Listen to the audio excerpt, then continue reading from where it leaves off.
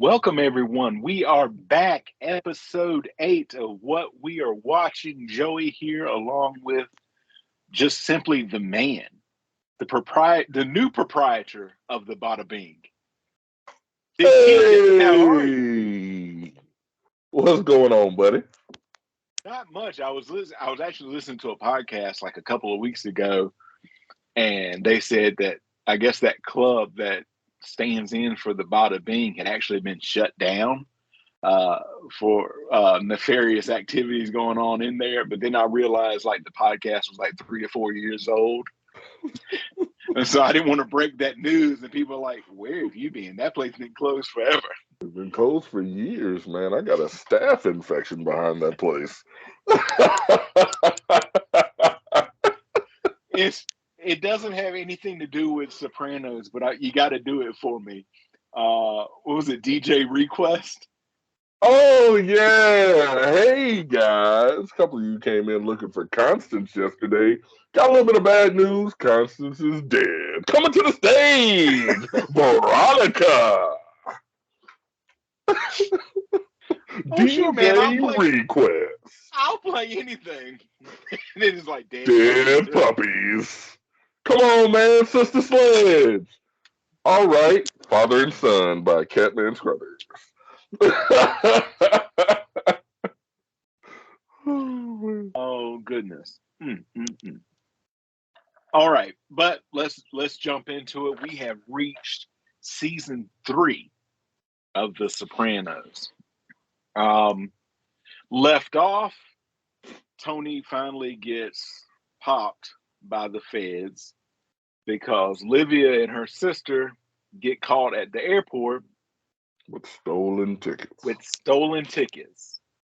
But what? An episode before that, Agent Skip says, "Don't worry about the stolen tickets. We know that Tony's too smart for that." And all of that. Big Pussy gets killed, gets whacked. He finally gets whacked. Pussy gets whacked and dumped in the ocean. Although he did get his final request, just don't hit him in the face. No face. Not in the face. Meadow graduates from high school, headed off to college. Columbia. Janice had gone back to Seattle on the lam after killing her fiance and all of that. So this is where we're at now. Is Mr. Ruggiero's Neighborhood. Mm-hmm. First episode of season 3, 27th overall episode of the series, written by David Chase, directed by Alan Coulter, and originally aired on March the 4th, 2001. A double length episode with episode 2 at the premiere. Mm-hmm. And I noticed this. I don't know if it will be like that the rest of the series. Like I said, I'm starting to get into the area where everything that I know is getting less and less. But it did strike me in the pilot, we see Tony come out in his bathrobe and he's dealing with the birds in his pool. Start of season 2, he comes out in his bathrobe down to the bottom of the driveway where Pussy re-enters his life. Now season 3, in his bathrobe, bottom of the driveway, and he looks and sees all of the trouble that his group is having, the little interwar between the sanitation people. But this episode, although it's focused around Tony and his family, is really about the FBI. Yeah. The FBI agents listened to recorded conversations between Tony Soprano and deceased informant Big Pussy. Agent Skip Lipari and his colleagues agree that Pussy is likely dead. Without his testimony, some of their more promising cases against Tony cannot be tried.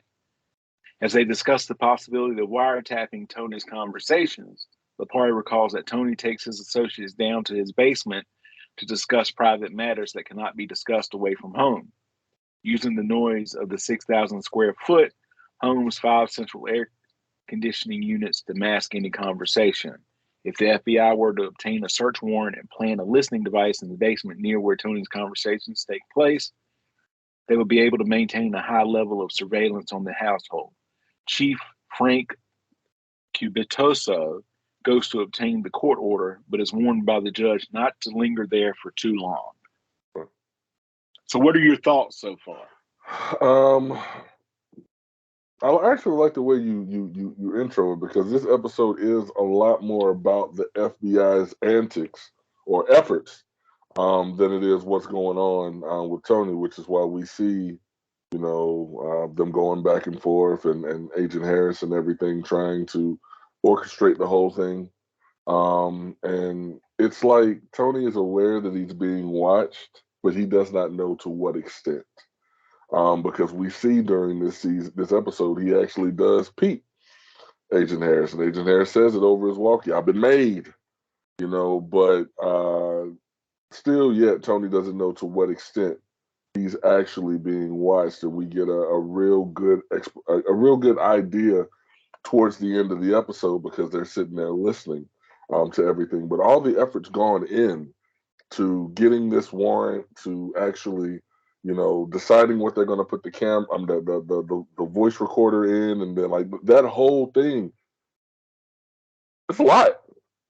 It's a lot, because it's not enough to pick the lamp, but they have to make the lamp look like the lamp.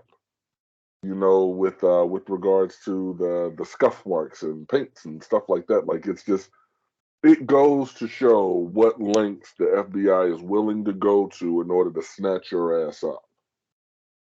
Folks, if you've ever watched one of these episodes before or listened to my podcast, whenever I have TJ on, I like to do a very outrageous intro for him. And I had this one between the new proprietor of the Bada Bing and the man who buys the FBI's lamps. Because I do. I buy them in bulk. I do. I've got a guy out of Nantucket. That's where I get my lamps. Oh, lamp guy. Yeah, I got a lamp guy. I could see you. They would come to you for some reason. You're behind the desk, but it's like a lab, and you've got a lab coat on. You're like, and they would say, "I need this lamp." And you're like, "What's that? The 82J?" And then it would be like, "Hey, Maurice, I need an 82J." We ain't got no 82Js, Maurice. I know. I ordered 7 82Js last week. Look again, Maurice. Is that the flat or the crinkled, shade? Crinkled, Maurice. Sorry, boss. You're damn right, Maurice. I guess I would say that because if you remember, they're like, "Oh, that's the lamp that we can use." They had the woman and the man over there with the lab coats on, and like it's a tad like thing here, and it's a certain type of way there, and it's like, and again, detail, because the regular person isn't going to pay attention, but you never know if you got regular people inside that house. There are some people that are just meticulous when it comes to detail. Somebody could quickly say that lamp is missing some stains, and then somebody has to, "Oh, well, I wiped it down," or the maid wiped it down. They even had to take that into consideration when the table had moved because of the water main the water heater burst. When they're finally trying to set this thing up, the table has been moved because the water heater burst, and they're like, "Well, do we move it back because we need the lamp underneath this particular vent?" Well, let's talk about it for a second. Make an executive decision. Do you think the maid moved the table? Do you think anybody will even notice? That's how much detail goes into it, because again, one person recognizes something out of place, the FBI's case is completely blown. They need that lamp there as long as possible, and not disturbing too much is the way to go. Because the judge told them, "I will okay this, but I'm putting you on a very short leash." These people do still have a expectation of privacy. If you're there, "Oh, can you hear me here?" No, he gives you a specific, here's the window of which you can operate. And that's all you got. He's very clear about that. I'll give you this, but you don't have a lot. There's not a lot of leeway there. He was very clear on that. The FBI identify a 1 hour and 45-minute period each Tuesday when nobody is home. They got the eyes on the Bings. Baby Bing. Baby you know. Bing. Was it? Is Yeah. it Mama Bing? Mama Bing has left the butcher shop. Mama Bing has left the butcher shop. And what did they call? What was Tony? Wasn't Big Bing? What Was are he? they? Did they call him Bada Bing or? He may have been the Bada Bing because I I remember. can't remember what Meadow was. And Meadow had the one FBI agent. I thought it was funny because I'm watching it on the rewatch and I never recognized this before, but the one that had been following Meadow had been doing it for long enough to where the guy who was living next door to Meadow is now opening his door in nothing but a towel and making eyes at this woman. And the last time we see her, she makes eyes back like she's catching feelings too. So I never paid attention to that before, man. But yeah, he had his little rainbow towel on. Everybody smiling. When the Sopranos leave for their Tuesday errands and the maid is absent, agents break into the house and find an old reading lamp in the basement, which could serve as a decoy for a hidden microphone. They take several pictures of the lamp and plan to create an exact replica with an embedded listening device, then return the following Tuesday to plan it. So I'm going to stop there.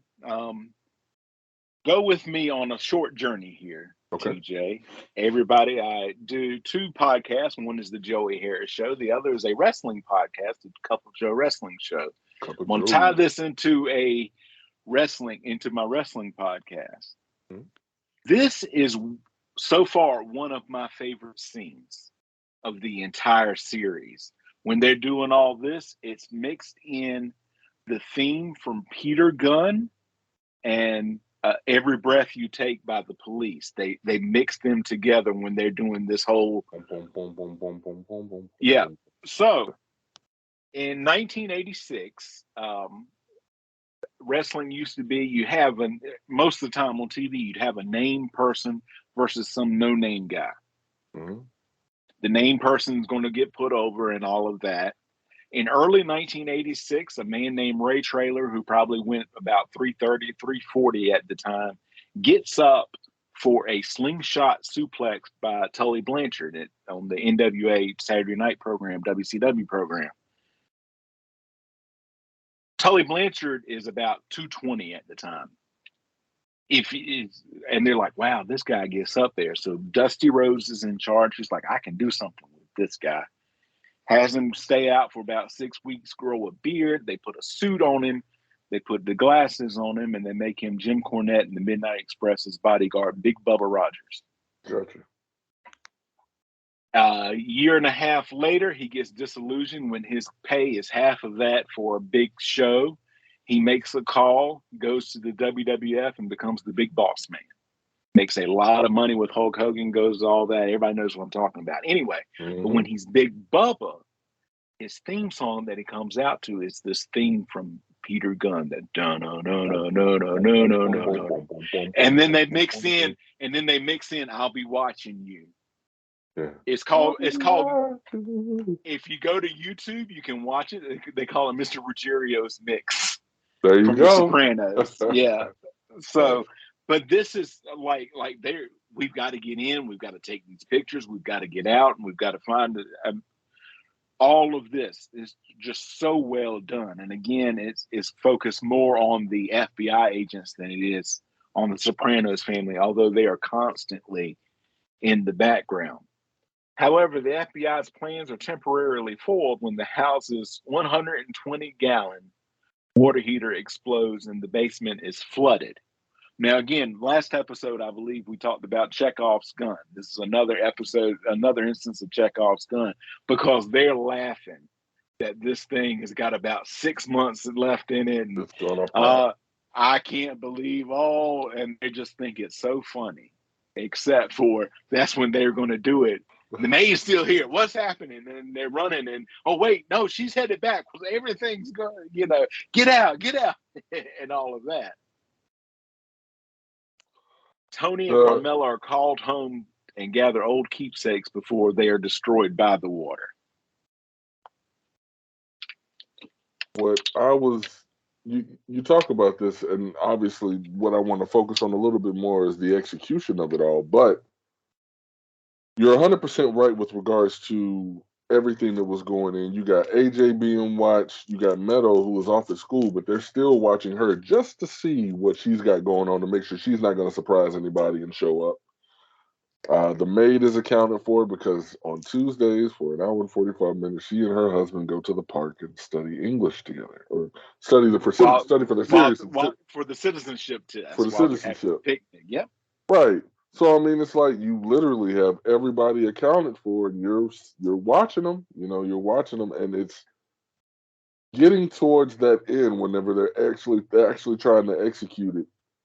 Is it just me, or did the actress playing the maid not quite wait quite long enough before she took off? Like, husband saying he's complaining about something that happened to him that day, and she just threw something down and then turned around and she's out. She didn't fake like she was going to sit down. She's gone, and I'm just sitting there like, uh-oh, she's on the way back. I'm going back to work. Okay. And then old buddy steps in real quick. Can you tell me about this English speaking? Can you tell me about the citizenship class? My mother. Are you Polish? My mother is Polish. Anything. And then the husband comes up. What is this? I What was is this? thinking, I was thinking while I'm watching this, I'm like, all right, while I'm watching something, I like to immerse myself for a moment. Like I realize I'm watching a TV show, but while I'm watching it, I like to pretend that all of this is real. Yeah, Did they not have any like think on your feet skill day at the FBI Academy? never. Did they not? Never. Have they never heard of an improv class? Hold on. You got to think of something. Slow her down. Do you take these English classes? How do you think of them? I'm like, bro, like you could ask anything to stop that woman and keep that woman there. Like, look, she looks like she could be a maid. Ask her if she's a maid. Maybe she wants to clean your place. Anything. This man asked her because he knew why she was there. And Right. honestly, I mean, like, why are you of all people asking me? You can't look. I mean, does the word Polish sit across her forehead? Like, how you just gonna look at her and be, are you Polish? My mother's Polish. My mother's. What? Who cares? What does that have to? So yeah, I need my FBI guys to get just a little bit more impromptu training on how to handle tight situations. It's a 6 to 12 week course. Take one day. Look, guys, today we're gonna do what's called an improv class. That's it, and it's Yes, hosted by and DJ Request. Okay, because DJ. and Tobias Funke. Yes, and Yes, yes, he is a disciplined daddy. I am from the Method One clinic. The Method One clinic. I don't know if it helped me, but it just made me feel real good when I took. Let's just say I'm bi-curious. Hold on, we're taking a detour. We're going off on a tangent here. Let's Let's get stop talking back. about Arrested Development. That's another show. Another show. Oh goodness. Tony then calls on his plumber, Mr. Ruggiero, to fix the mess. The following week, after the basement is put back in order, the FBI plants the new lamp and leave before the maid returns from lunch. Agent Harris and company also get a look into the lives of the Sopranos. Meadow adjusts to life at Columbia University, where she meets her energetic but homesick roommate, Caitlin Rucker. Caitlin is just a whole bag of issues all on her own. I feel for that kid, man. Oh, absolutely. Absolutely. Doing what we have both done, I'm like, I know exactly what's going on with Yeah, her right now. yeah, she got some mental health stuff that needs to be worked out. AJ is cutting classes to smoke cigarettes with friends. Carmela begins taking Adriana with her to tennis lessons. She is soon upset when she discovers her coach is moving away and married and has been replaced with a woman who has more of an interest in Adriana. Adriana, why don't we focus on hitting these balls more? And Carmela, you're going to clean up, right? You Come gonna on, go go, get the balls? go shag the balls. Go shag them. Isn't that what they cut? Anybody watching who plays tennis, can you let me know if I'm collecting the balls? Am I shagging those balls? I don't know if you are or not. I knew that Carmela knew exactly what the woman was talking about. Yes, you did. That may not be the correct terminology, but she knew exactly what she She was knew what it supposed to be was. doing. She went and got that job done. Tony is concerned about a possible garbage war involving his sanitation company. He gathers his crew where he finds a still distraught Patsy Parisi mourning over his deceased twin brother Philip on their birthday. Oh, Patsy's got some issues, hadn't he? Yeah, and this was a big one. This was a big one, bro, because I'm asking, what is the FBI's job? All Right. right. Are they just trying to catch bad guys, or are they trying to protect people? Because Pat sitting in the back of that in the backyard with a gun loaded, pointed, And they are at, sitting there staring right at and him. they're sitting there staring right at him. So if you see somebody with a weapon and they look like they intend to do harm, like they knew Pat, they knew he was drunk. They said it. He's pissed drunk. Yeah. So do they not step in? And since they didn't, clearly he didn't because he just started crying and sobbing, which is what I usually do when I'm holding a gun. And then he pees Peas in the pool. in the pool. Yeah. So when I was Tony said, thinking, I know they don't want to stop him because that blows everything. You might as well just pack up and go home.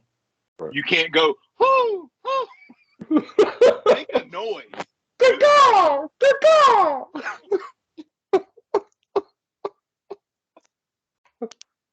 Hey guys.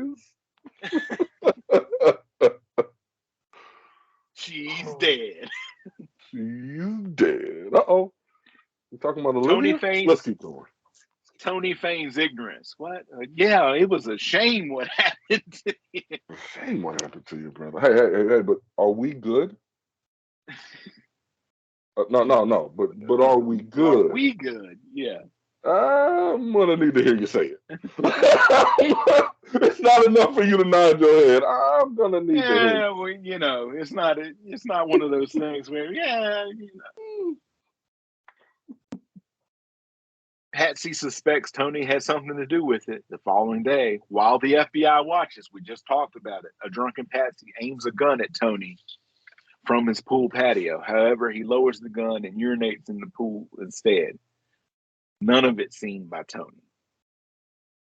However, some days later, when Tony brings up Patsy's big earnings in the crew and asks whether he is still held back by his brother's death, Patsy pleads his allegiance to Tony. All right, we've got a couple of production notes. First episode in which Nancy Marchland, Livia Soprano, is not billed in the opening credits. We'll find out that in the next episode. The FBI reviewing video of Tony's basement discusses Black and Decker Jigsaw.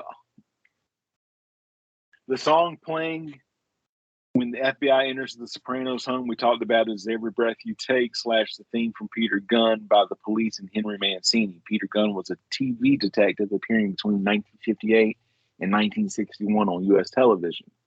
The remix deliberately brings together two very different and distinct songs and their meanings. Peter Gunn theme likely relates to how the FBI sees themselves with an old-fashioned image of a straight-laced cop catching the bad guys at the end of every episode. The Police's Every Breath You Take famously has sinister overtones and could be interpreted here as the FBI overreaching in their attempts to bring Tony and the Soprano crime family to justice with invasive means. So we then roll into the second half of the third season premiere. I'm gonna try to get through this. I want to see you try this one, bro. Because when I saw it, I was like, I don't know how he's gonna pronounce that. Probably incorrectly. Proshai Vushka, second episode of season 3. 28th overall episode, written by David Chase, directed by Tim Van Patten, originally aired on March 4, 2001. Tony notices an article about a mob conflict involving his sanitation company in the morning paper. Later, he greets Meadow and her friend from college, Noah Tannenbaum. Tony and Noah initially get along and make small talk about film history, and Noah is right there. He is hitting on all of Tony's favorites. He knows the background. He knows the. I'm like, wow, and then the other shoe drops, including Tony's favorite film, The Public Enemy. Unfortunately, after Meadow leaves the room and Noah mentions that he is half Jewish and half black, Tony hurls racial slurs and warns him to stay away from his daughter. Okay, he didn't innocently mention it. Oh, now that she's not here, I want you to know something. Tony went digging. Oh, he did. He definitely did. So what's your background? Oh, we're from Los Angeles, LA. My parents are in the business. I don't know why they call it the business. And then Tony's like, no. We are Italians. So he's like, oh yeah, my father's Jewish and my mom's African American. Okay, so that's where the problem is at. And then he drops like 3 racial slurs in a row. Noah knew exactly what he was saying because he was smart enough to be offended. And when he truly got offended, because screw who you are, I have to defend myself, he says, fuck you. And Tony said, now see, that's what I'm trying to avoid. I'm like, Tony, while he was being extremely disrespectful,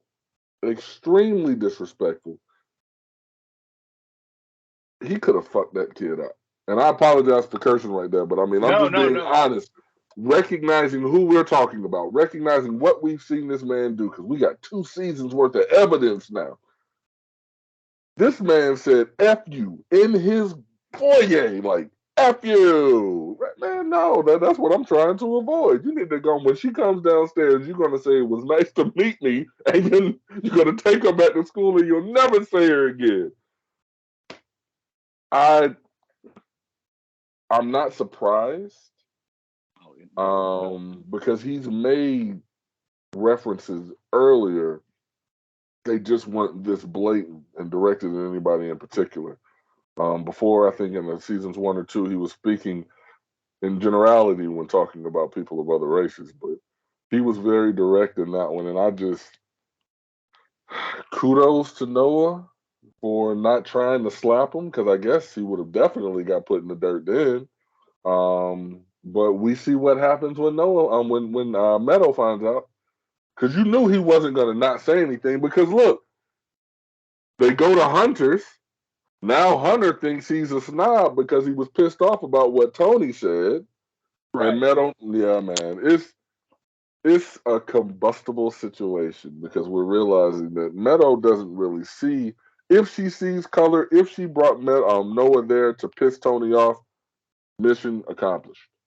But based on what we know about her, I don't necessarily know that she sees race relations the way that Tony does. So it's going to be an issue moving forward unless she switches it up.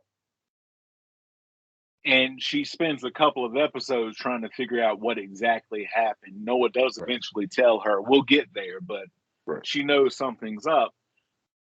Then you find out, like, because part of this, you're learning in reverse order. You see Carmela come up, and she finds Tony.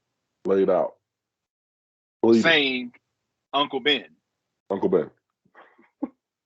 We find out that comes from Tony goes to the kitchen, sees a box of Uncle Ben's rice, and triggers a panic attack. And he falls out. We'll find out in the next episode it runs in the family, but we gotta work through some stuff before we get there. Gotta get there. Now I'll say this now. We'll pour one out for Livia in a moment. But the actress who played her passed away between seasons 2 and season 3. All right. Happens. And I would have been interested to know where they would have gone had she not passed away. But you got to deal with what the cards that are dealt to you. for the time now, if we're making this, they'd have probably kept her on. Oh, we can use stand-ins, all the great CGI, and then they'd have probably given her own spinoff. The woman been dead for 20 years. Woman been dead for 20 years, and she's still starring every week. Because, now they can do it. They can do it. Her estate would be worth millions. For the time, though, this is a fantastic scene that they have her starring in. But I mean, because they were able to piece together some lines that she had in previous seasons that kind of fit with the dialogue. In honor of Olivia, for one last time, I got to do. What are you talking about? What are you talking about? A psychiatrist? What are you talking about? That's why I had to do it. No. I had to do it one more time. But had she, because you asked the question, had she not passed, I honestly think they would have had Tony behind her dying. Because she was directly involved in this. Like, she was going to have to testify. As long as she was mentally there for her to be on the stand, she was going to have to testify, and that was going to be detrimental to Tony. I feel like had she not actually died in real life, then yeah, they would have had Tony somehow be behind her dying. But the thing about it is, if you look at the way they did it, we're bringing Janice back. We got Barbara coming back. So it's like, did they rewrite to bring Janice back sooner? Because that's what I was Lydia's death? about to ask. If the actress hadn't died, would they have even ever brought Janice back? I don't know. Oh no, you had to bring Janice back, bro. You had to bring Janice back. I'm thinking that they would have taken the issue of the tickets. They'd have stretched that out over the entire season about whether she's going to testify, whether she's not. Then think about this. What if it's like a situation like with Tony? They attempt, but they fail in their attempt to kill her. Now she knows that Tony's behind it, just like he. Right. But again, speculation. This is what they did. Tony visits his mother Olivia in an attempt to set things straight and warns her not to talk to the FBI. Her new aide, Svetlana, cousin to Tony's former side piece with the one leg and her knight in white satin armor, tells Tony that she's making Livia fill out baby journals that Carmela bought when the children were born. She says it gives her things to do. They're going to do all these things. Tony is furious when he realizes Livia has never touched him and tells her to do what she wants regarding his upcoming trial and leave him alone. Now, he says that. Right. That's in the moment. Right. You say a lot of things in the moment. I said something yesterday in the moment that I totally did not mean, but I certainly said it. I apologize for it later. But side note, I don't do that. I don't do that. And I don't want you to do that to me. Don't talk out of pocket. Don't you talk out of pocket. Don't do it. Don't do it. You say something to me, I'm taking it like you meant to say it, because if you didn't mean it, you wouldn't have said it. In the moment, I probably meant it. I meant it without meaning it. Nope. Then don't apologize, baby. You said it. Put your big boy pants on. Slap your nuts on the table. I said it. Here it is. What it is. I understand that, but I wouldn't be sitting here today.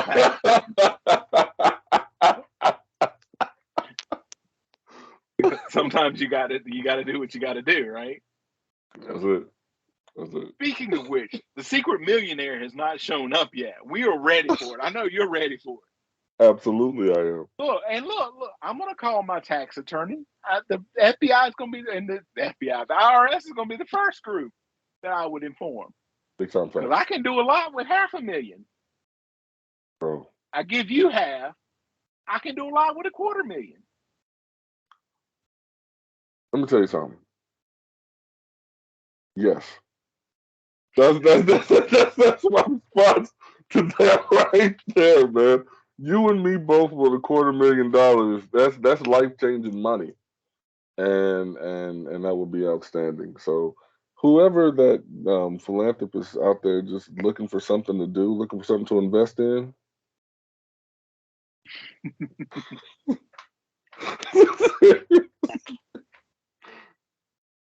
All right.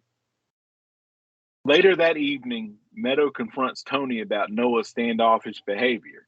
Something is wrong, and she knows Tony's the result. Yep. After smoking a cigar outside, he's met by Carmela, Meadow, and AJ, who inform him that Livia has died in her sleep. As people begin to gather at the Soprano residence, Tony's sister Barbara informs him that Janice will not be in attendance. He furiously calls her in Seattle and demands she be on the next plane to New Jersey. Ralphie, a member of Richie's crew, arrives at Tony's house along with Patsy, Vito, Gigi, and Albert Barisi. Tony confronts Ralphie and Albert about the escalating sanitation dispute. Ralphie says his crew was in line for a business contract and he's been acting as their capo. Tony warns him that he will be a capo only at his behest and orders Ralphie and Albert to end their conflict. Despite this, Ralphie and his associates later attack a man with baseball bats for interfering in his garbage business. Now, Ralphie, I've got a lot of thoughts about Ralphie. Okay. What was it they say? It's either in this episode, I think, or the next one. He's dating the widow, Jackie's widow. Yeah. Isn't that what they say? Oh, it's dating now. Isn't that what Jackie? Is it Jackie Jr. that says that? I'm dating. Oh, dating. So before we get on Ralphie, because Ralphie Ciprietti is a very interesting character. One scene that I would like for our listeners and our viewers to pay attention to, because I think you'll find it humorous, when Tony is having the conversation with Janice over the phone, and Janice is clearly at work somewhere out there on the coast, and the way she's talking to her coworker, they appear to be more than just coworkers. But she doesn't want to come. No. She does not want to come. She recognizes that Livia did not want to make a big deal about her funeral. I don't have the money. I'm not coming. Tony says he's going to pay for it. And then when we get the scene with the funeral director, that's why I say it's funny, because if you look at Janice's behavior, then it's why is she acting this way?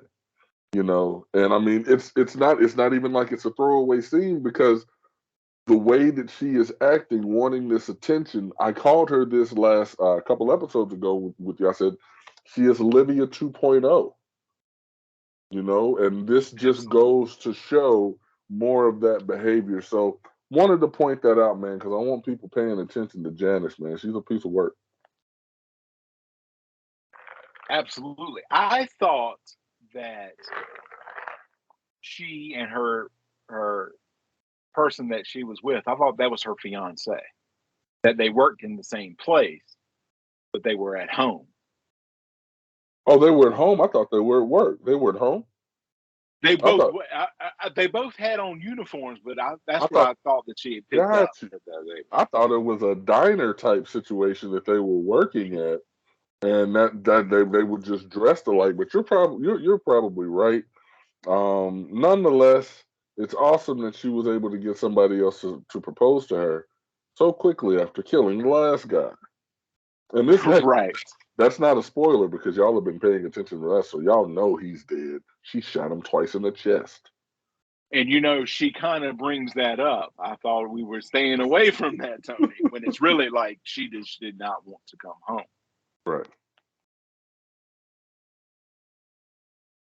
At the funeral home, Janice insists that Livia be given a lavish funeral despite it not being in accordance with her mother's wishes.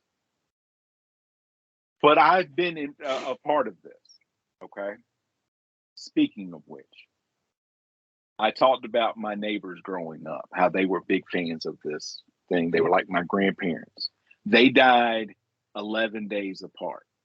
Okay. Woman who was like my grandmother died first.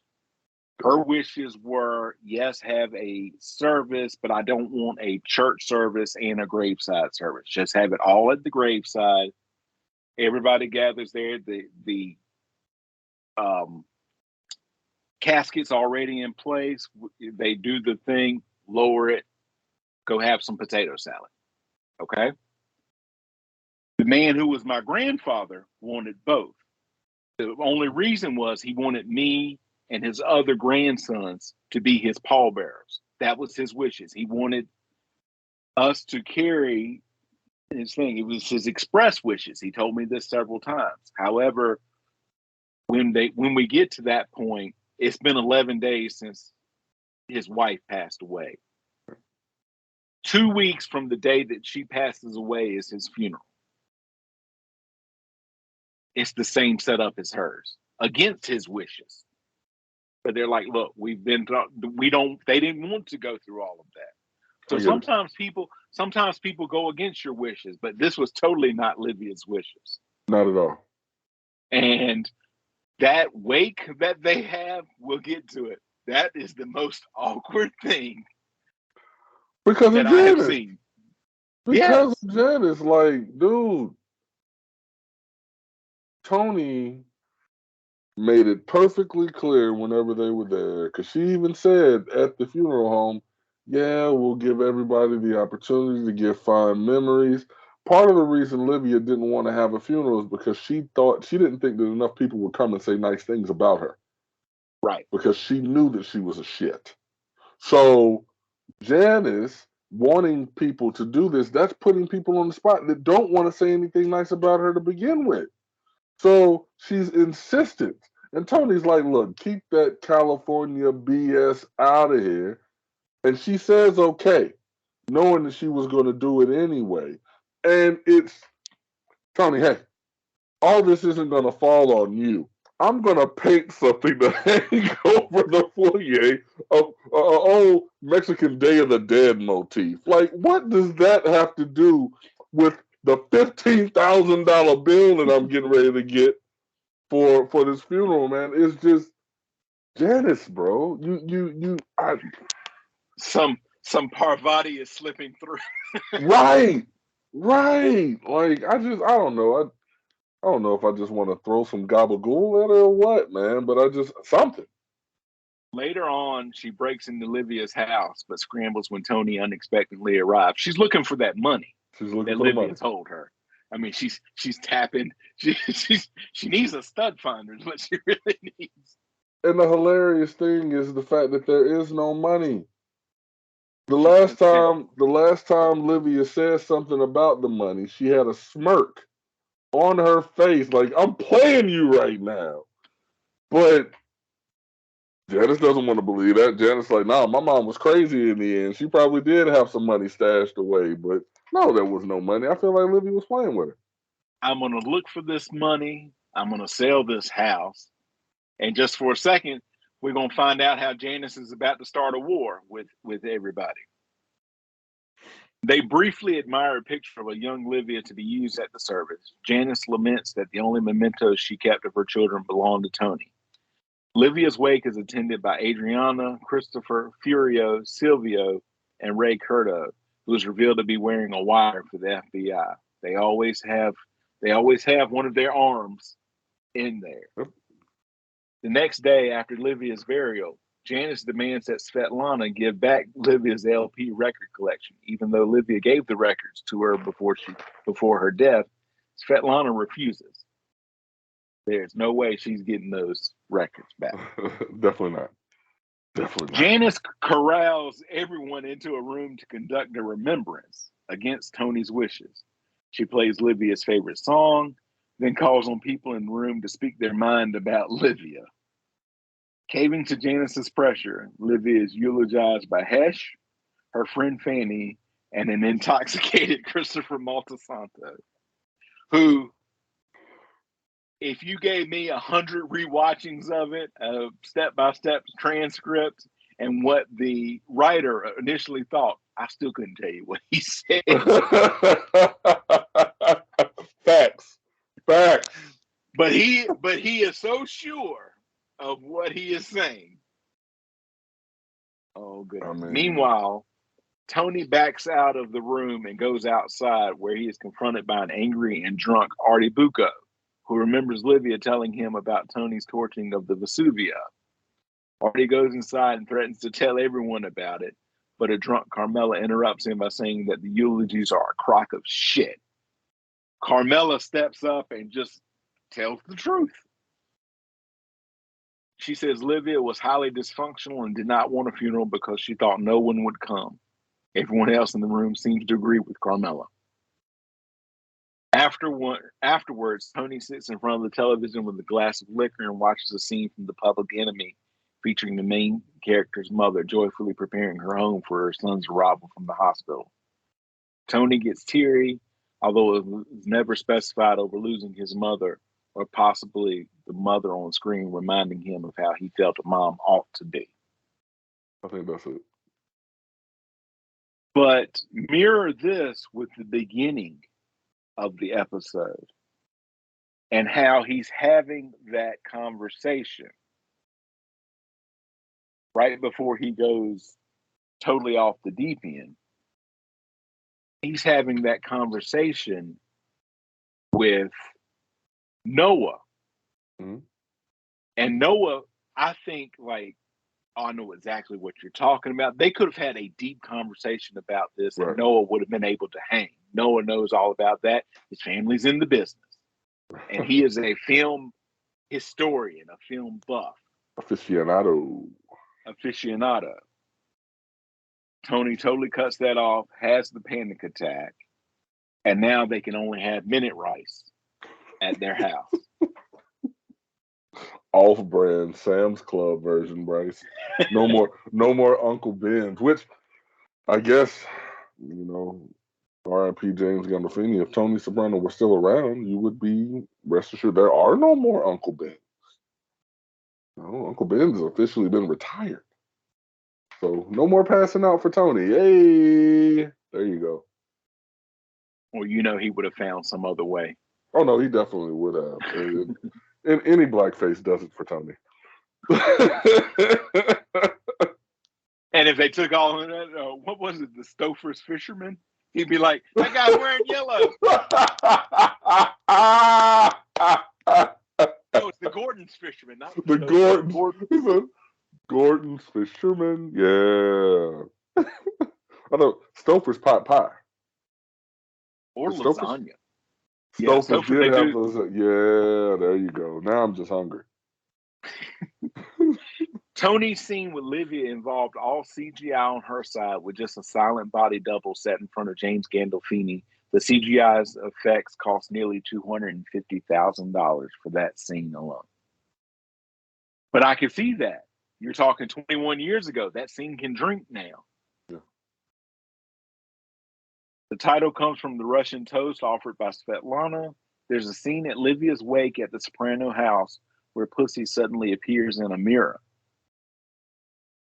So Tony's, his mind is playing on him. Yeah. And Adriana can be seen holding back laughter at Livia's funeral reception. So, pour one out for Livia. Gone too soon. What are you talking about? Needed to have one more great scene with AJ. Just one more. Just one more. Bro, young AJ and Olivia is the comedy team that Alfred and Costello was supposed to be back in the day. Like, they are great together. Abbott and Costello. I called him Alfred. I said Alfred Pennyworth from Batman linked up with Costello and made it real funny. And the Stouffer's fisherman. That's the new and Livia. That's a foursome right there. They're driving somewhere. I don't know where they're going. But look, it's no longer who's on first. It's who's at home. A psychiatrist? Yeah. No. What are you talking about? I heard him say it. No. You don't know what you're talking about. Grandma, is DNR like DNA? Who was talking about a What? DNR? She like perked up then. Who was talking about a DNR? I heard them talking. Well, I was in school and they say all of us have DNA, but I heard Dad is not talking about a DNR. Oh, oh, oh. That's what you working up. That's what you working. Oh, I'm oh. surprised she didn't say, AJ, listen, on your way out, go by Vesuvius and tell Artibuco that your father burned the old restaurant down. Okay, Oh Grandma. man. Okay, Grandma, I got you. And then he would have did it too. Happy as hell. My grandma told me to tell you that my dad burned down your restaurant. Excuse me? What?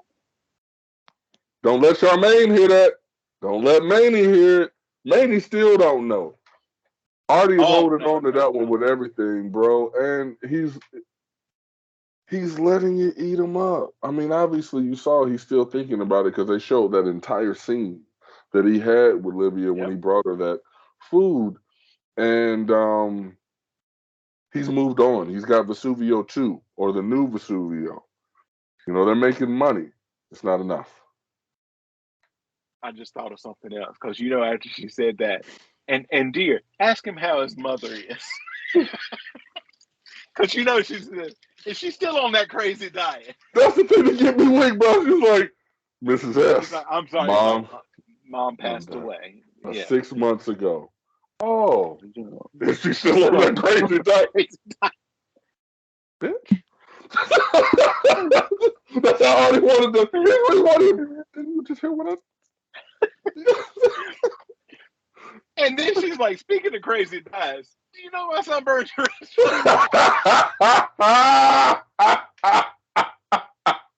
Speaking of keto, let's talk about what my son did to your restaurant. How can you? This looks good. This looks good, Artie. This looks good. Now, did you cook it in that oven that he said was bad, or did you have to get a new oven after my son burned your restaurant down? Right. How did you make this? Such delicious food in a burnt down restaurant. Because my son did it to you. Remember that, son. Remember that. I just give my mother your best. I'm gonna miss Livia, man, because she was a fire starter, a seed dropper. You know, she if there was some mess to be had, she was usually behind it. So R.I.P. Livia. I will give us all one last what are you talking about towards the end. I'm gonna sprinkle it in when you least expect it. All right, let's move on to Fortunate Son, the third episode of season 3, 29th Chris. overall episode, written by Todd A. Kessler, directed by Henry Bronstein, and originally aired on March the 11th, 2001. Hey, that's my day. How old were you March 11th? 18? What we said 2001? 2001. Yes. Yes, I was 18 on March 11th of 2001, getting ready to graduate from high school. Did not know about the Sopranos yet. So, When'd you yeah. go? You came in rather late to the show, but caught up quickly, right? Oh, no, definitely. I got into Sopranos in 2006, probably 2 years before it was going to end. But yeah, quickly became a super fan. Quickly. Nice. Christopher receives the call for his initiation as a maid man and tells Adriana that she will soon stop working. During his induction ceremony, however, Chris nervously eyes a raven, which has landed on the open window, fearing it to be a bad omen. Afterwards, Tony throws a party for Chris at Vesuvio. Paulie congratulates Chris on being made and gives him his sports book, but warns that he will have to give a cut of his profits to Paulie every week. Mm-hmm. However, Chris finds out that the sports book is not very profitable and comes up short. Although I feel like the guys at the sports book are like, look, Chris, we've got to do this. This is how Paulie did that. But Chris wants to, because if Chris's thing had come through, they're made. He's made for that week. Paulie warns Chris to give him the remaining money owed by the end of the week, and he will be charged extra for his luck. After Jackie Jr. rudely skips out on a dinner at the Soprano house, Carmela arranges a sit down for him with Tony. Jackie shows up late and is disrespectful, which Tony recognizes stems from Jackie's belief that he had his Uncle Richie killed. Tony denies this and claims Richie was a rat who is now in witness protection. Tony discourages Jackie from entering a life of crime, saying his father didn't want that for Jackie, and that Tony himself doesn't want it for his own son either. Separately, Tony tells Chris not to involve Jackie in any criminal activities. So, Chris runs right out. Desperate to pay off Paulie, Chris agrees to Jackie's plan to rob a benefit concert given by Jewel at Rutgers University. This is for charity. Right. This is for charity. And cameo by a young Perez Hilton in that scene.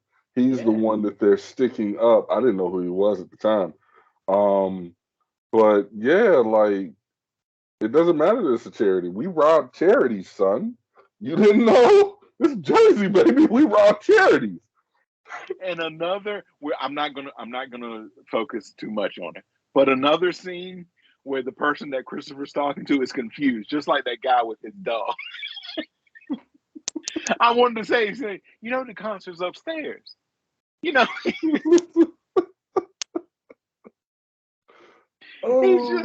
just keeps running into these situations. Since Jackie's sidekick Dino has been arrested, Chris takes over the heist and appoints Jackie as their getaway driver. And he justifies it as that. He was just the getaway driver. He stayed in the car. He wasn't involved. Didn't go inside at all. Yep. Not going to mention any names, but I once dated a young lady back in my college days who was on probation for that very thing. They said, take this car and drive it around the block. And wouldn't you know who won the pony at the end of that block? Oh man, that's awesome, bro. You done had a touch life, man. Because I don't know any will women. I don't know any that's driving like that. I don't know. She had like a year left on her probation, and like we did not live close to each other. We'd like try to meet halfway. She'd have to get the POs. Okay, I'd just go ahead. I mean, it's she's 4 years into a 5-year probation. He's like, you're fine. Go ahead. Call me when you get back. I get it. Moving right along, she's a fine, upstanding member of life now. Nice. She's a deaconess. She passed the collection plate around. Chris then gives Paulie the remainder of the money he owed him. Paulie, who sees that Chris is worn out, tells him, take it easy. Paulie gives the money to Tony, mentioning Jackie's involvement. There's always somebody. There's always somebody. Right. An angered Tony tries to telephone Chris, but he ignores the call. Dr. Melfi suggests that Tony sees a behavioral therapist for his fainting spells. She becomes upset when Tony answers his cell phone during therapy. After learning that Janice stole Svetlana's artificial leg. I was going to text you last week. I got interrupted, but I was going to text you like, Janice going to get us all shot over this artificial leg. And I like the way that she pronounces leg. I do not have your leg. Janice ain't shit. Svetlana came limping in. She got the old leg. It don't fit right. That original model. Over their dispute concerning Livia's record collection. Tony flashes back to his first panic attack after watching his parents share an intimate moment while cooking roast on the same day he witnessed his father cut off a gambler's pinky finger. Melfi thinks this is a breakthrough since several of Tony's panic attacks have to do with the presence of meat. Tony claims it's merely a coincidence. AJ becomes involved with the school football team, which makes Tony very proud. When he recovers a fumble at a game, Tony wants his son to devote himself to football. Meadow continues to give Tony the silent treatment despite Carmela's efforts. While observing the Columbia University campus, AJ becomes dizzy and nervous, and later tells his parents that he does not plan on attending college himself. Later at football practice, after being elevated to defensive captain and praised effusively, AJ passes out on the field. Those panic attacks run in the family. They run in the family. People don't understand how serious anxiety is. And if you just look at the situations that we're talking about, I mean, ultimately, it looks like that's what we're dealing with. Last episode, we see Tony have a very heated altercation with Noah. That altercation where I feel like he's looking at, I'm protecting my daughter from somebody that he perceives to be a bad person. So he's working himself up. They leave. That the body doesn't just shut down as far as the whole blood flow and things like that. So it's possible, okay, anxiety is why Tony has these bouts. And if you look at any other instance that he's had where he's fallen out, when he was with Olivia, and they're walking through the retirement community, he's trying to get her attention to get her to calm down. She's just getting more and more agitated. Tony falls out. AJ, everybody's cheering for him. You would think that that's a really, simple thing, but even that builds anxiety because now you're the center of attention and everybody is looking at you. And if you're not used to that, which I don't think AJ is used to being the center of attention at any point, he couldn't handle it. And then boom, he falls out. So yeah, we're talking about anxiety issues in the Soprano family. If you go back to the first episode of the season, AJ is comfortable getting picked up from school, cutting class, smoking cigarettes with his friends, but he knows his lane. To tell you to stay in your lane, he's comfortable in that lane. He's comfortable in his lane. If he goes anywhere outside of his lane, that's where the panic jacks up. He's like, I don't want to go to college. He's just going around the campus of his sister's college. Right. Starts to wear on him. So it's interesting to see how this is going to follow up there. But our final episode of this cycle of episodes, Employee of the Month. Employee of the Month. Now, I think I had talked about it in an earlier episode. If not, I can give a brief recap now when we were talking about the guy who was President Palmer on 24.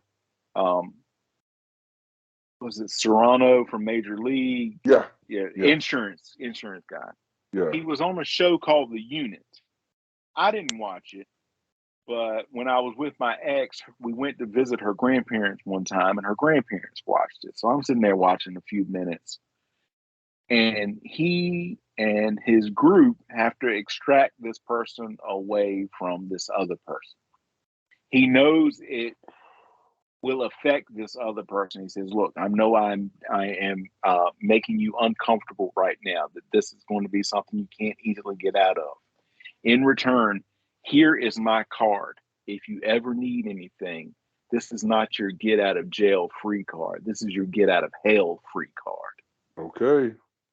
All right.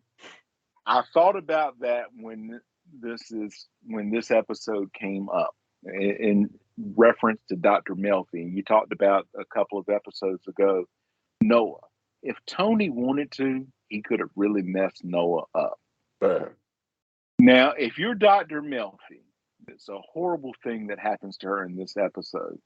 Would you use your get out of hell free card?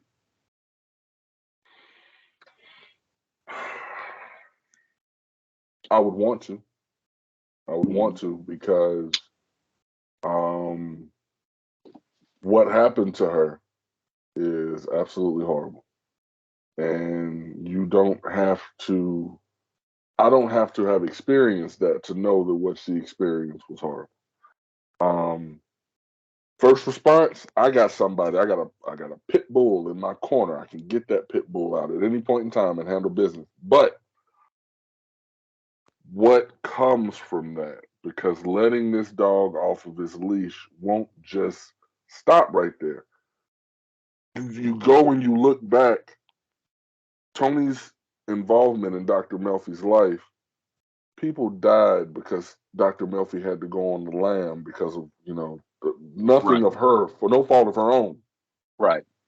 If she goes to Tony and tells Tony what happened to her, you know what's going to happen. You know what's going to Oh happen, yeah. and Yeah. there. Once you open it up, you can't then close it because Tony, Dr. Melfi has tried to keep the boundaries set with regards to their relationship. If at any point in time you give Tony an inch, he's taken it, and even that is shown in their relationship prior to now because he'll talk to her any kind of way, curse her out, break tables, and then all of a sudden he comes back and he's like, "Oh well, I'm sorry," and she's just supposed to forgive it. She recognizes I got to stop these gifts. He was bringing her coffee. She Right. stops the gifts, and then he wants to curse her out for that. So you can't flirt with Tony any other way except for professionally. So no, she can't use that get out of hell free card at all. And I think that she realizes it because she's talked about it so many times with her now reconciled husband and her therapist.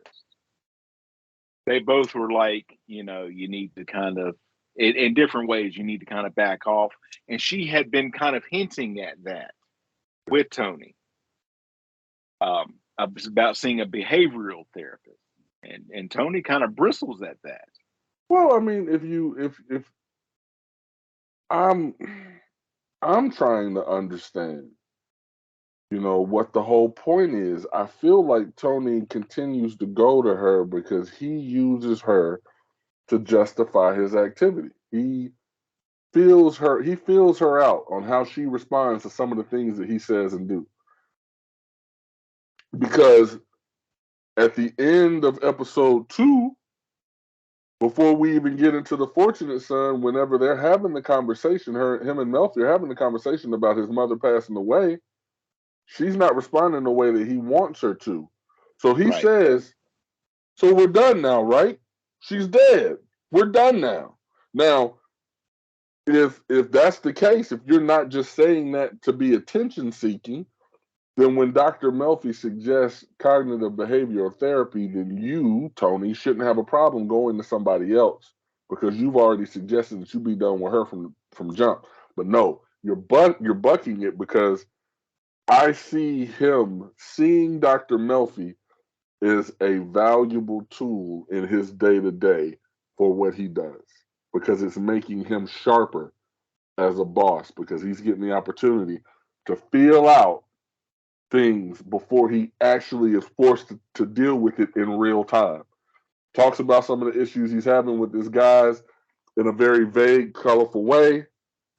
Says something to Melfi, sees how she responds, and if she responds in a certain way or gives him good advice, you'll hear him regurgitate that advice verbatim.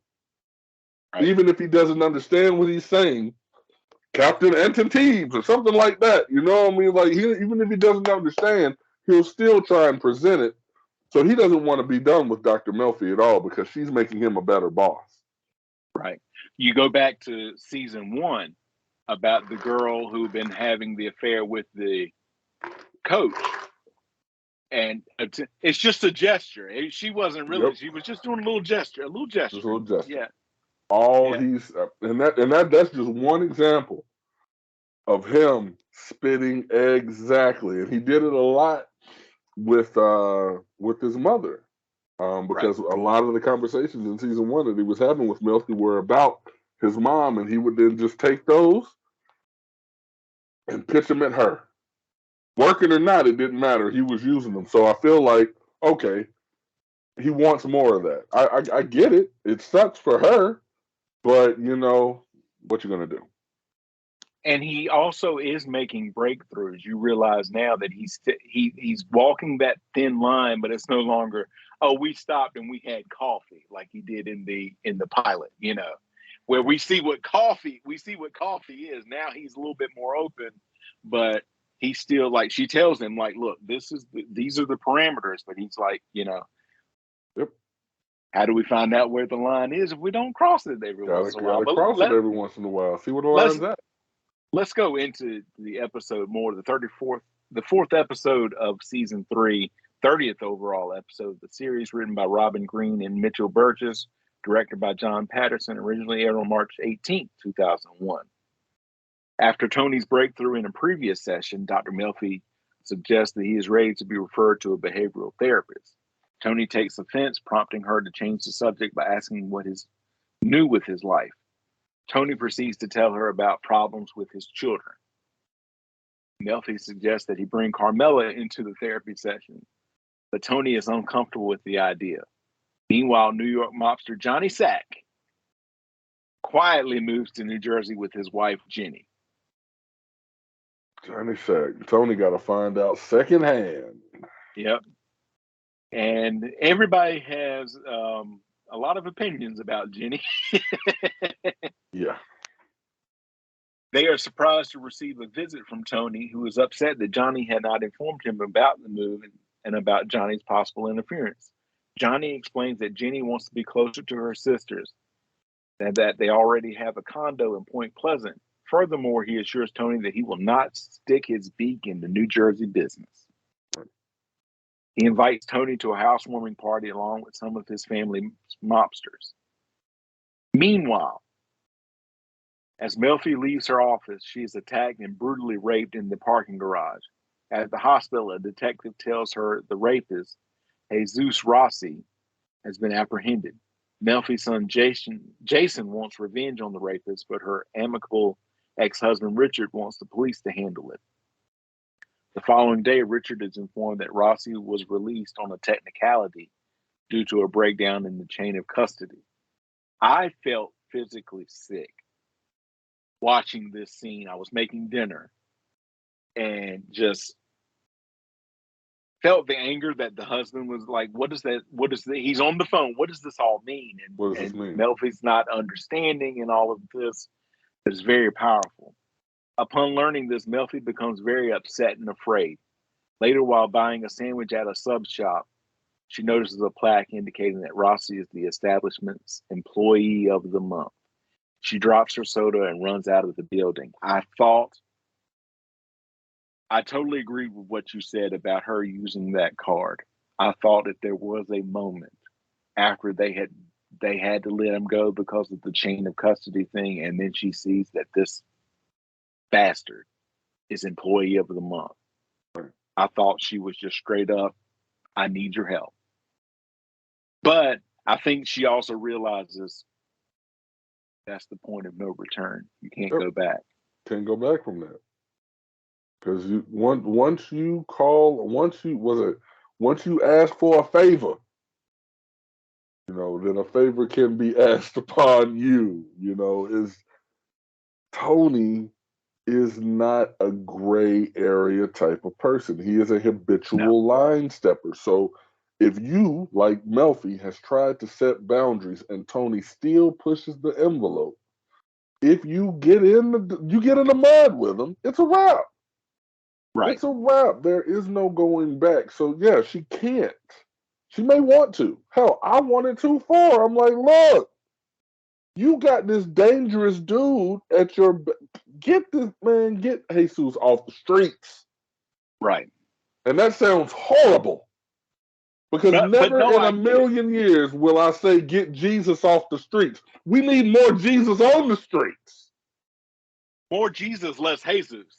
There you go. That's the Rossi side. I don't want to besmirch everybody. I don't, believe me. But Jesus is not the most. Jesus is not the most productive and the most admirable member of your family. Oh no, absolutely not. Of all the Rossis that I know, and I know about 15 Rossis. Don't let that employee of the month go to your head. No, not at all. Because what we fail to understand is all the other employees had gotten sick with hepatitis B. He was the only option. The boss said, it is Jesus' turn. I hate this guy. I hate him. It is not like at Strickland Propane, and folks, I realize I'm just going somewhere else where it's Hank every month. But Hank earns that every month. Jesus did not earn that. No, Jesus did not earn that. You're absolutely right to bring that bastard up. Hank Hill is a great employee and a horrible father. But no. You know how I feel about Hank, man. You bring that name up, it just gets the blood boiling, all right? Oh, that boy ain't right. But to your point, I'm Bring us back, Joey. pivot back to Melfi. Pivot! Melfi later dreams about finding a vending machine in the middle of her office, which takes macaroni for currency, not makes macaroni, it takes macaroni for currency. When she reaches her hand into the machine to get her soda, her hand is trapped inside. While trapped, she dreams of a large Rottweiler that scares her, but then she sees Rossi coming to assault her again. As Rossi makes advances towards her, the dog begins mauling him. When Melfi awakens, she feels a sense of relief. Later, she describes the dream to her therapist, Dr. Elliot Kupferberg, and realizes its meaning. The large dog protecting her was actually Tony, someone who could take revenge on her behalf. Melfi assures Kupferberg that even though the justice system has failed her, she will not turn to Tony for help, although she mentions that the idea has brought her great pleasure. So she's honest. Well, bro, I'm gonna tell you what. Here I was thinking that I came up with an original idea, forgetting the fact that they made the dog reference later on in the episode. I thought I was a I genius. thought you were doing that on purpose. No, bro, I really did. Your subconscious remembered that he was a Rottweiler. That's exactly. Actually, I think you said pit bull, but I was with you. Because I said pit bull. I was with you. And that's why I thought it was original, because I said pit bull. I wasn't even thinking about the Rottweiler, but I get it. That imagery there does a phenomenal job of painting a picture, you know. And I think if we think about it, just look at the whole concept of the vending machine. Now, the whole fact that macaroni is the currency, I'm not finding that necessarily connection. But if you think about when you go into a vending machine, usually you're focused on that. That's it. So as far as anything is concerned, you're vulnerable when you're in there because you're sticking your arm in there. You're not really looking at what's behind you, so you're vulnerable. I felt like that's what ultimately that vending machine was supposed to symbolize. Her being vulnerable, being exposed. And yeah, Tony, big, thick neck bastard, is definitely gonna take care of Jesus, man. So yeah, she can't call him. She can't tell him. She can't do it. Meanwhile, Ralphie begins to show a fatherly interest in Jackie Jr., the son of his girlfriend Rosalie April. During dinner at Vesuvio, Ralphie asks Jackie if he has any current love interest. He then recommends Meadow to him. Shortly thereafter, Ralphie takes him to help collect money from a client who refuses to make his payments, goading the man into a fight. The client swings a bat at Jackie and a struggle ensues. Jackie and Ralphie manage to knock the man down and take the money from his wallet, with Ralphie giving Jackie a large cut. Hearing of this, Tony warns Ralphie to keep Jackie away from the family, as Tony had promised Jackie's father that his son would not be a part of the business. Due to Ralphie's taking Jackie along on his criminal ventures, Tony ultimately decides against promoting Ralphie to capo of the April crew, picking Gigi for the job instead. Ralphie is disappointed. After refusing to give up Svetlana's prosthetic leg, Janice gets a visit from two Russian thugs. At first, they ask for the leg, but soon attack her and force her to retrieve it. Tony visits Janice at the hospital and angrily explains that because the Russians have assaulted his sister, he is now required to retaliate against them, which will cost Tony time and money. Janice then tells him that she has hit rock bottom and informs a nonplussed Tony that she forgives Svetlana for what happened. During their next session, Melfi begins to weep when Tony agrees to see the behavioralist, and he tries to comfort her. Tony asks her what is wrong, but she persuades him to sit back down and continue the session. Tony asks Melfi if she wants to tell him something. After a tense pause, Melfi says no. She thought about it. Yeah. Thought about it. And I mean, Tony being willing to consider the behavioral therapy breaks her down because she at that point was still considering telling. Him being willing, him even though he really doesn't want to go, I think he was only saying that because he wanted to try and make her feel better. It was a Oh, manipulation sure. tool because he's done that before with her. Right. Whenever he's noticed that she was down, he's tried to say something to lift her spirits. So him saying that to her, I don't know if she recognized that he was just blowing smoke or if she thought that or if she thought he was genuine.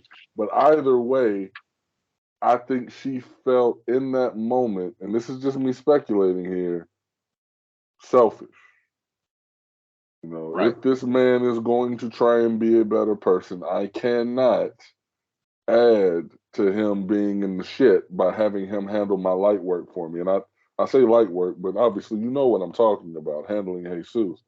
Um, it's a difficult spot to be in, man. I mean, that's about like you, bro.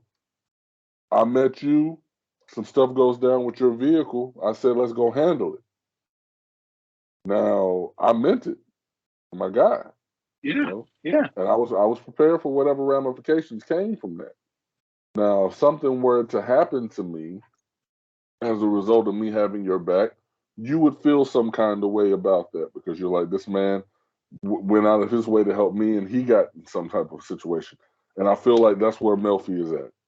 You know, if Right. he's going to go to hell and if he's going to die and do whatever, let it be because of his choice. Don't let me tell him something so that he'll step up and then something happen to him. I can't handle that. I feel like that's ultimately where she is at. The ultimate confliction with regards to what you want versus what you need in real time. Oh, I totally agree. But I think you're right, though. Not to her, but to Tony, this is light work. Oh She yeah, tells him it's a phone call. It isn't it's just done. a phone call. It's It's done. done. It's done. Yeah. But but to her, that's crossing the line she can't come back from. Well, because she doesn't know how light it's going to be as far as as far as she's concerned, and as far as I'm concerned, it wouldn't be a phone call. Tony would do it himself. Mm, you're right. I said a phone call because he Right. could do a phone call. He could do a phone call. He He could could call do a Chris. phone call. He could call Seal. Any number of people that would jump at the bit to take care of this for Tony. But because Jesus went somewhere that Tony will likely never be able to go, he violated what Tony wanted. Tony's Yeah, definitely going to handle that for sure. For sure. you're right. Yeah, You are right. So overall thoughts, good setup to season 3. big facts. Big facts. Because we're getting introduced to even more characters. We got Janice coming back, which if you love Olivia and you like the little bit of Janice that we got in season 2, you're definitely going to love more Janice now. So we got Janice coming back, and you see she's still the conniving person that she is. Now we're introducing Ralphie. We're introducing little Jackie, and we're getting more from Johnny Sack, which Johnny Sack is the ties to the New York family. He's right under Big Carmine, which we didn't mention Big Carmine in this episode, but he being the big boss over there, he's the top of the family that Tony is under. So we got more people coming in. We're getting more of a New York picture for what's going on. So now we're starting to get into some heavier stuff. Um, and Chris is made now. I mean, we spent the first 2 seasons kind of feeling for the kid. Is he gonna be in the movies? Is he gonna be a made guy? Well, he's a made guy now. So what is he gonna do with it? Is he gonna stop beating up on Adriana? No, he's not going to stop beating up on Adriana. He's a main guy. He can do that. And please, don't take me smiling about domestic violence. No, that was just me talking about Christopher. Domestic violence is not okay. I feel like I needed to say that. I don't necessarily feel like I needed to, Somebody needed to hear that because they saw me smiling too much right there, and I feel like they took it the wrong way. No, it's good. Um, just a little preview. We get a little bit more Christopher and Adriana, and Artie. Adriana, now that her man is made, he doesn't want her working, Right. and all that goes into. We introduced to someone called Mustang Sally next time, and everything that goes along with that. So just a little tease there for the next episode. But in the meantime, go ahead and plug away everything you got, my man. Well, if you want more from this guy, continue to come here because I'm always here. I'm always here with this guy over here. I'm always here, and he's to my left. So if I do this and he's not there, just whichever way you need to do it. He's the other way. He's the other way. Sometimes But they go both ways. my vocal stylings can be found on the Hybro podcast as well as the Tokyo Smoke Show. More great things coming from Joey and myself. I don't know how else to prepare you for what is going to be an amazing future for the two of us, man. So yeah, y'all stick around, man. We got good things coming. I would co-sign that big time. New episodes of the Joey Harris Show every Sunday, wherever you get your fine podcast. New episodes of the Cup of Joe Wrestling Show every Thursday, wherever you get your fine podcast. You can always email me, joeyharriscomedy@gmail.com, at the Joey Harris on Facebook, Twitter, Instagram, and TikTok. TJ, thank you again so much, man. We will see you next time. Have a good night, everybody. Peace.